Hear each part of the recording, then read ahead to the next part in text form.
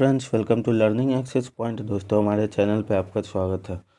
दोस्तों, आज हम सभी कॉम्पिटिटिव एग्जाम के पॉइंट ऑफ व्यू से बहुत ही इंपॉर्टेंट टॉपिक लेके आए हैं, जो कि है फिजिक्स का optics.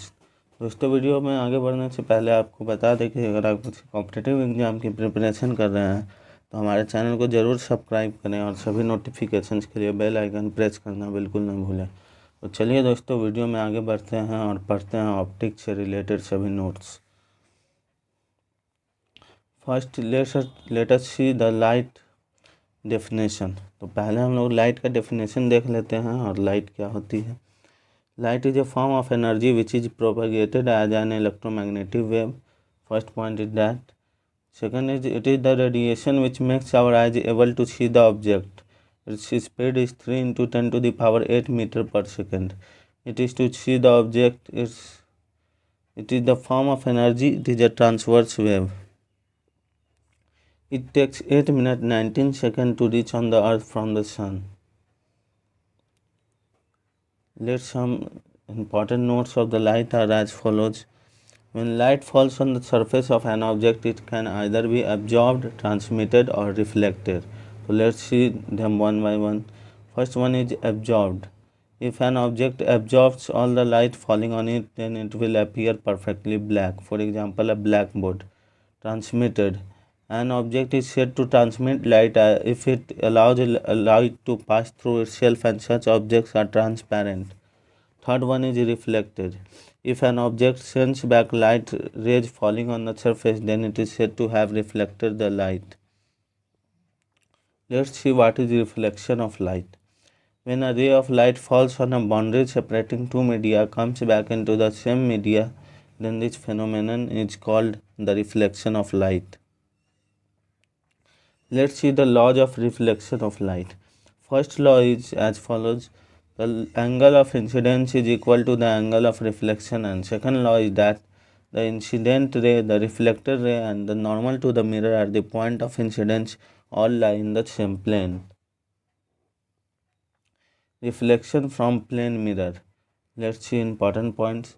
If an object moves towards a plane mirror with speed v relative to object, then moves towards it with a speed 2v.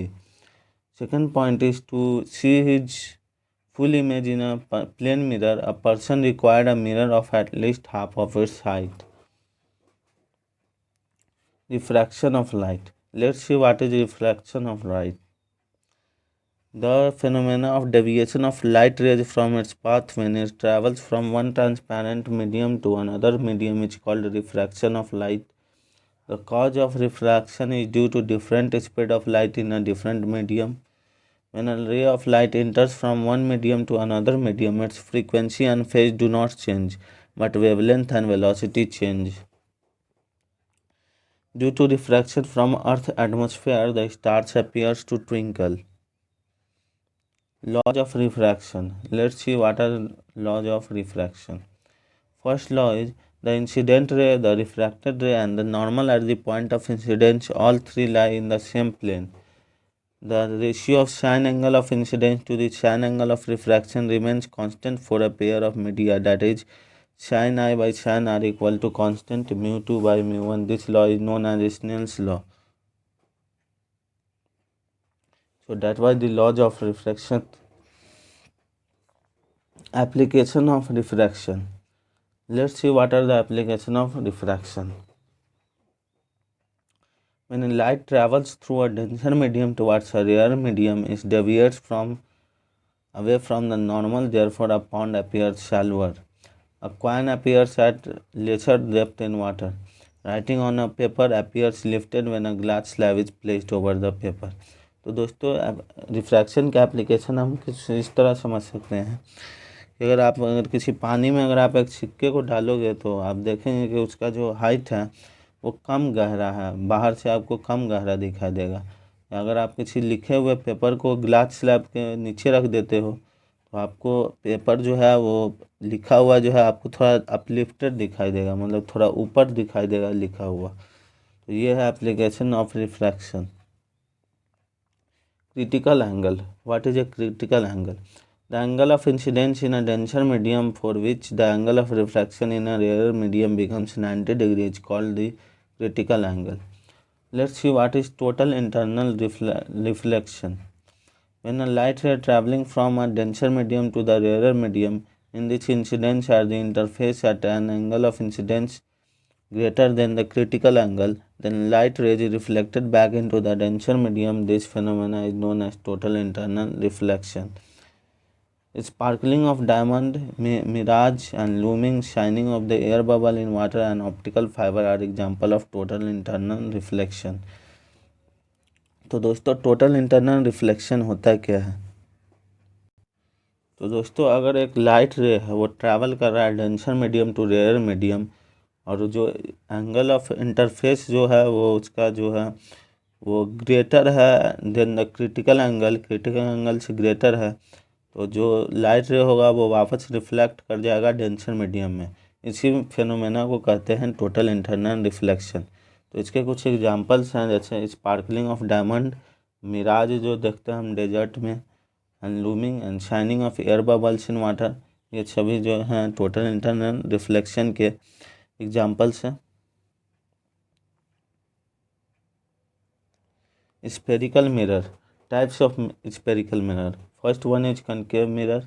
The image formed by a concave mirror is generally real and inverted. Second one is convex mirror. The image formed by a convex mirror is always virtual, erect and diminished. Usage of concave mirror. As a saving mirror, as a reflector for the headlights of a vehicle, searchlight, in ophthalmoscope to examine the eye, ear, nose by doctors. It is used in solar cookers. Let's see the usage of convex mirror. As a rear view mirror in the vehicle because it provides the maximum rear field of view and the image formed is always erect. It is also used in sodium reflector lamp.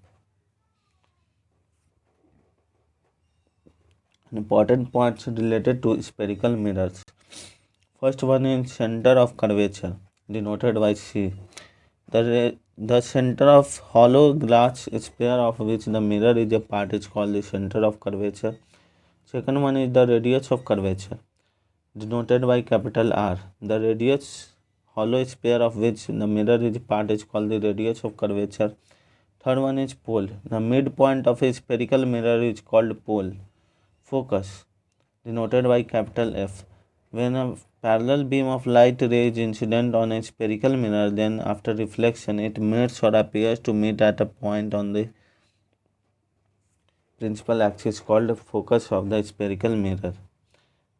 Focal length F. तो focal length और radius of curvature के बीच एक relation है, that is focal length D is equal to R/2. तो जो focal length होता है वो रेडियस ऑफ कर्वेचर का हाफ होता है. तो दोस्तों यह image formation by a concave mirror के द्वारा इमेज फॉर्मेशन के कुछ एग्जांपल्स हैं जो अलग अलग ऑब्जेक्ट्स और मिरर के पोजीशन पे इमेज किस तरह का बनेगा ये बताता है. तो दोस्तों देख सकते हैं आप, जैसे ये वाला है object between F and P. जो ऑब्जेक्ट जब फोकस और पोल के बीच में रहेगा तो इमेज कैसे बनेगा. तो फर्स्ट इसका प्रॉपर्टी होगा इमेज का बिहाइंड द मिरर बनेगा, वर्चुअल होगा, इरेक्ट होगा, लार्जर देन द ऑब्जेक्ट होगा, मैग्नीफाइड इमेज बनेगा मतलब. अब है सेकंड वाला ऑब्जेक्ट एट F. अगर ऑब्जेक्ट फोकस पे हो एकदम तो the image it at infinity, image infinity पे बनेगा. An object between F and C, that is object is between focus and centre of curvature. तो इमेज कैसे बनेगा, बियॉन्ड C बनेगा, रियल बनेगा, इन्वर्टेड बनेगा और लार्जर देन ऑब्जेक्ट बनेगा यानी मैग्नीफाइड बनेगा. और चौथा है object at C. The image is at C. अगर ऑब्जेक्ट C पे है तो इमेज जो है वो C पे ही बनेगा, रियल बनेगा, इन्वर्टेड बनेगा और same size as an object. Object का जो साइज होगा वही इमेज का भी साइज होगा. Object beyond C. अगर ऑब्जेक्ट C से दूर है तो इमेज जो होगा वो C और F के बीच में बनेगा, सेंटर ऑफ कर्वेचर और फोकस के बीच में बनेगा, रियल बनेगा, इन्वर्टेड बनेगा और स्मॉलर देन ऑब्जेक्ट बनेगा, मतलब ऑब्जेक्ट से छोटा बनेगा.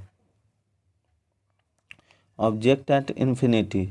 अगर ऑब्जेक्ट इन्फिनिटी पे है तो इमेज जो बनेगा वो फोकस पे बनेगा, रियल बनेगा, इन्वर्टेड बनेगा और स्मॉलर देन ऑब्जेक्ट बनेगा। Image formation by convex mirror. अब इमेज फॉर्मेशन कन्वेक्स मिरर में किस तरह होता है देख लेते हैं। तो पोजीशन ऑफ ऑब्जेक्ट अगर इन्फिनिटी है तो पोजीशन ऑफ इमेज होगा एट फोकस, और साइज ऑफ इमेज जो होगा वो वेरी स्मॉल होगा with comparison to object. Nature of image होगा वर्चुअल एंड इरेक्ट। और अगर एनी पॉइंट एक्सेप्ट इन्फिनिटी, मतलब इन्फिनिटी को छोड़ के अगर कहीं भी होता है ऑब्जेक्ट, तो पोजीशन ऑफ इमेज जो होगा वो between focus and optical centre के बीच में बनेगा, और इमेज का साइज होगा स्मॉल, और नेचर ऑफ इमेज होगा वर्चुअल एंड इरेक्ट। तो दोस्तों देख सकते हैं, अगर आप कॉन्वेक्स मिरर यूज करते हैं तो ऑब्जेक्ट का जो भी पोजीशन हो आपका इमेज जो बनेगा स्मॉल ही बनेगा, स्मॉलर बनेगा। नेचर ऑफ इमेज हमेशा वर्चुअल एंड इरेक्ट रहेगा। तो दोस्तों ये थी प्रॉपर्टीज इमेज की in using convex mirror. Let's see what are lenses. A lens is a uniform refractive medium bounded by two spherical surfaces or one plane surface. Lenses are of two types, convex lens and concave lens. Let's see what is a prism. A prism is a uniform transparent refracting medium bounded by plane surfaces inclined at some angles forming a triangular shape. Dispersion of light. What is dispersion of light? When light is incident on a glass prism, it disperses into its 7 colors component in the following sequence: Vibgyor, and this is known as dispersion of white light. तो जब दोस्तों light incident करता है glass prism पे तो ये उसको 7 colour component में ब्रेक कर देता है और उसको एक कलर सीक्वेंस में दिखाया जाता है, जिसे शॉर्ट में विबग्योर भी कहते हैं। विबग्योर में होता है दोस्तों, भी स्टार्ट करता है वायलेट के लिए, आई इंडिकेट करता है इंडिगो, बी इंडिकेट करता है ब्लू, जी इंडिकेट करता है ग्रीन, वाई इंडिकेट करता है येलो, ओ ऑरेंज के लिए है और आर रेड के लिए। तो इसे दोस्तों कहते हैं dispersion of white light. The refractive index of glass is maximum for violet colour and minimum for the red colour of light. Therefore, the violet color of light deviated maximum and red color of light deviated least. So friend, that was the video, very important video on optics. Thanks for watching the video. If the video is useful to you, please like and share the video and subscribe the channel for latest update on GK and current affair as well as exam notifications. Feel free to suggest topics of your requirement in the comment section. If you want to get the PDF of the file made in the video, please visit our Telegram channel Learning Access Point and join it to get the PDF file for free. Thanks for watching the video. Keep learning with Learning Access Point. Thank you.